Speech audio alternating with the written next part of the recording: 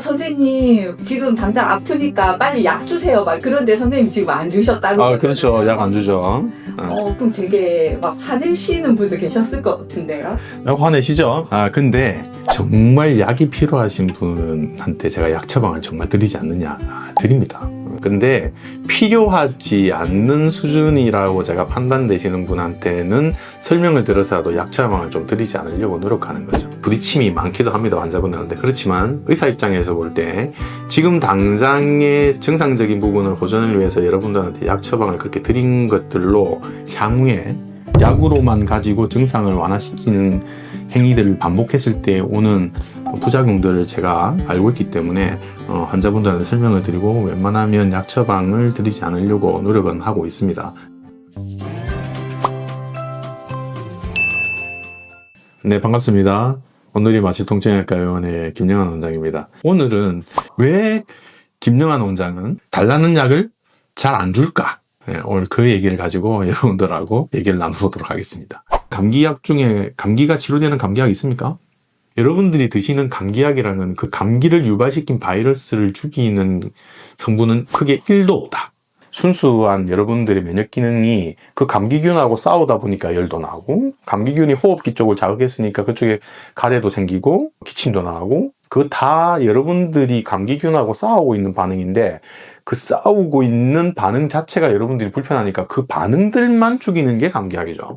빠르게 내가 지금 불편한 것들을 해결하겠다고 의사 선생님이 혹시나 여러분들한테 이거는 약 없이 좀 하셔도 되지 않을까요? 얘기하는데 빨리 난 낫고 싶으니까 약 주세요. 또 한 가지 뭐요? 아까 감기약 예를 들었지만 감기 빨리 툭 떨어지게 좀 강하게 지어주세요. 이런 말씀은 하지 마십시오.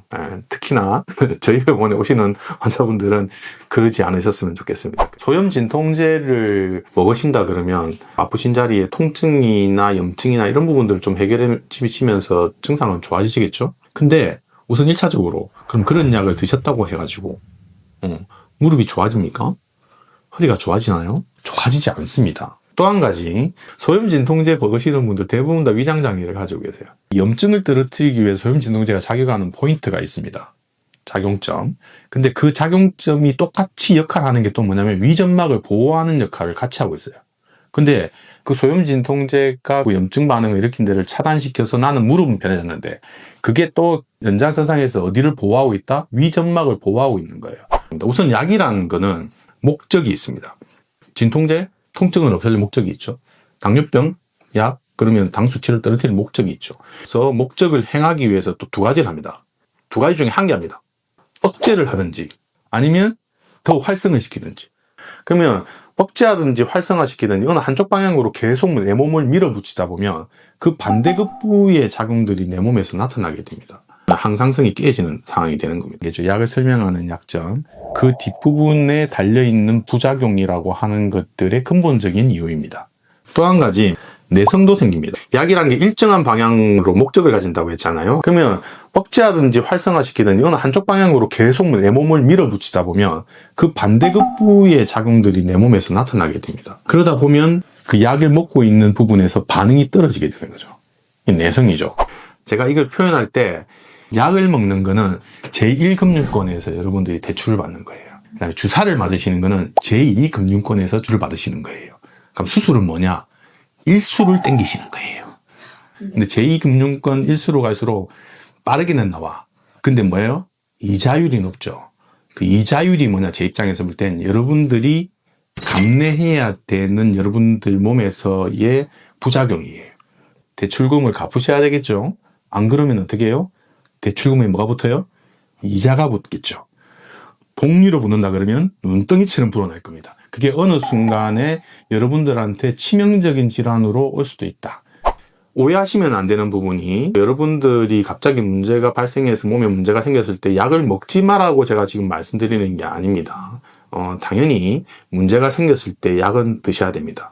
약은 여러분들이 건강을 지키고 더 이상 몸이 나빠지지 않는데 급한 불을 끄는 데에는 분명히 필요하기도 하고 필요에 따라서는 먹기도 해야 되긴 하겠지만 그 이후에 급한 불이 좀 꺼졌으면 좀 여유가 좀 생기시겠죠? 여유가 생긴 걸 가지고 내가 왜 약을 먹게 되었는지 그 이유에 대한 부분들, 그리고 그걸 개선하기 위해서 나의 생활적인 부분, 식사 습관이면 식사 습관, 운동적인 부분, 어떤 부분들이든지 간에 혈압, 당뇨약을 모셨다면 남자분들 같으면 술, 담배를 끊어보려고 노력하셔야 되지 않습니까? 근데 대부분의 분들이 노력 잘 안 하시죠?